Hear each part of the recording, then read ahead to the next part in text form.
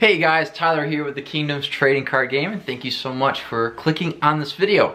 Now, I don't have a lot to offer in this video compared to Chaos Galaxy or other people out there in the homemade trading card game community that have a lot of success, are very successful.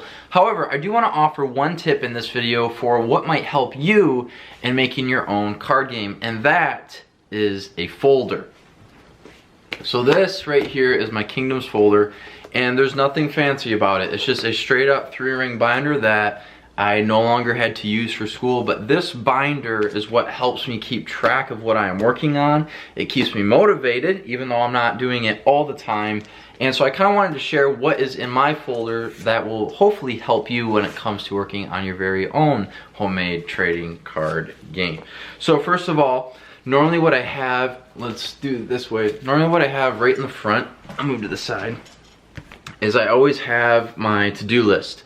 This to-do list is always updating, and at least writing the things down doesn't always mean that I'm going to get to them right away, but having everything wrote down on this list keeps me on top of things. It keeps things in front of me, especially if you're someone that's making a game, you want to put it on YouTube, maybe you want to get on the Game Crafter. Having this to-do list will help you stay focused, not fall too behind, and at least stay somewhat on top of things. And so this also helps too, just kind of lay out everything so that way you're not getting so like, oh shoot, I gotta work on the lore, I gotta work on the card art, I gotta work on the Game Crafter, and things like that. Usually what I do behind that is I'll have a sheet of paper that just has like any quick thoughts or quick ideas that I have for the game.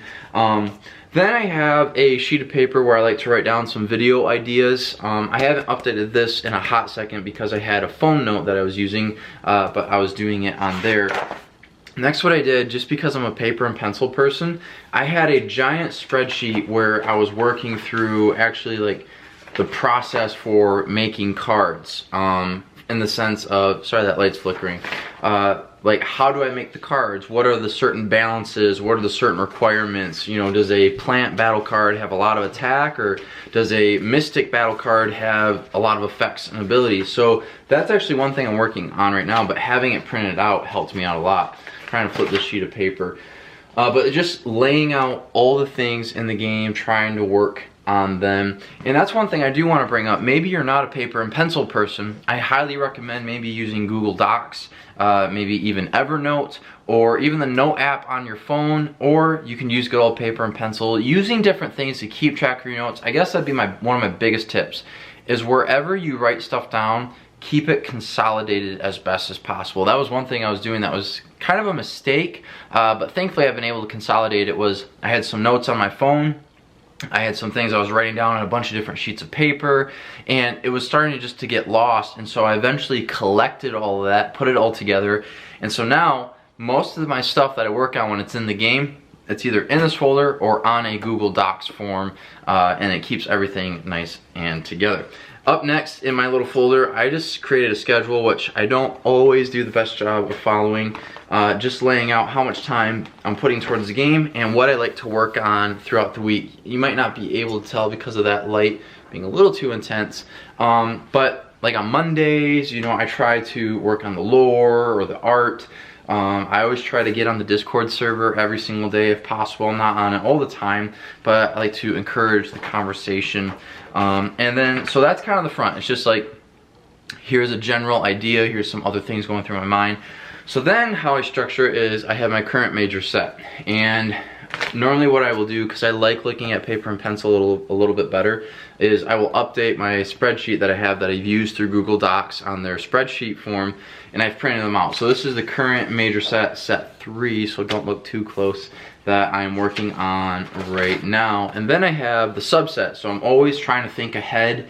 And what this is nice about is, I'm sure you guys have it, you think of a really cool idea and then you forget about it. And so with this is a good way to think of, if I come up with a really cool idea, you know what, might not work for this set, but I'll do it for the next set. Or in this case, in this folder, I like to think way ahead. So I have my second master set, and then I also have a divider for my second subset. And all I used was just computer paper. You don't have to type it out, you can just write it down. That's what I did for a long time. So then what I do this is my ideas portion, and I'm sure a lot of you would have this fill up the most. And this is, I don't have a lot of artwork. I don't do any artwork in this. I actually have, let me grab it real quick. I have my primary sketch pad that I do all my final artwork in. This art pad, it's smaller, fits in my backpack. It goes wherever I go because it's small and it's easy to do a quick sketch. And any ideas, for example, let me show you guys real quick, if I can find it. This is where I come up with ideas. I'm actually gonna be showing you guys kind of what set 3 kingdoms, or here's a good example. So this is where I came up with the ideas for what the villages would look like. So that's Lori, that's Ragos. I just came up with the clothes, like what's their style. And so I do all my idea artwork because I'm just trying to keep everything separated. So in here, obviously I just got, whether it's different names or card ideas that have been recommended for me, different sets, like 4 or 5 sets down the road. So I have all of that stuff in here. And then I have my lore section. Now I don't have a lot in here and I really want to pick up the lore, but I do have a printed out, well, this was a map that I had drawn. I want to update it. If you can't see, I actually have a map, the official Kingdoms map in a frame that will eventually be the true background for all the videos. And I do have finer maps that are drawn that show you what is going on in each. After that, I have a rules thing printed out. And the reason why I like printing this out is, again, just because I like having it physically. And so what I have in here is I have the limit ban list. So if I have any thoughts or things that I want to change, I have that there. But then I actually have the full rule book printed out where I can look at it, which the rule book needs to be revised, but having it printed out, I get to see, okay, this is what's on it, this doesn't make sense. And then I get thinking about, some of you might have this in your card game that you make. There are certain things that have come up where you've thought of all the rules, and then there's a certain thing that happens and your rules do not address it. And that's where I'm coming up with, what are those situations, what are those scenarios? One thing that I like to do for upcoming, or that I have in this, is planning out what the upcoming tournaments will be. So whether it's a online tournament or a physical tournament, like I like to do, I like to plan out what's going on. What I like to do also is during gameplay, I like to keep track of, you know, what cards are being played or stuff like that, and just kind of cool analytics for stuff like that if you're into that. This is like a deck checklist that people can do before they play. And then lastly, which for me, because of the name, it's going to be kind of hard to take Kingdoms any further, but I do have, if you're someone that is considering like going further with your card game, I like to have a section here dedicated to like business ideas, like how are you going to get it copyrighted or trademark, or how much would you need to save or set aside, what stock and inventory would you have to buy. And so that's just a valuable section to have. And then lastly, I have a product section. And in this product section, I like to think of, okay, you got starter decks, you got booster packs, you got the holiday 2020 packs, you have game mats, you have maybe like battle boxes or booster boxes. So there's a lot of different things. So that is my folder. I hope you enjoyed seeing the folder. I hope it gives you some good ideas. What are some ways that you keep on top of making your card game? What are some things that you do to help you stay organized? I'd be interested, and I'd love to see what you guys do. Put it in the comments below. For the Bible talk for this video, I want to show you guys something. This right here. There we go. So as you can see, if you believe in Jesus, you might recognize at least some of the names at the bottom: Genesis, Exodus, Deuteronomy, and so on and so forth. This is a model that, and maybe you want to pause on this after I'm done talking, that one of my professors laid out for me for which books of the Bible read like a story, and not disconnected story, but if you read those books that are at the bottom, they walk you through the whole entire story of the Bible. So you get this picture of not just one book of the Bible, so let's say the book of Genesis. No, after you read through all 14 of those books, you have a vision of what the whole entire Bible is about. And so why am I sharing this with you?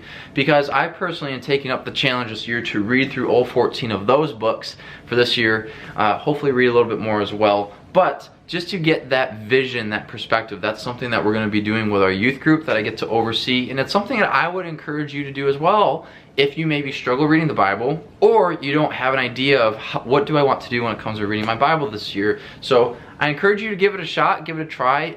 stretch it out over the course of the year. Give yourself some grace if you maybe missed a day in reading your Bible, and I think it'd be really cool.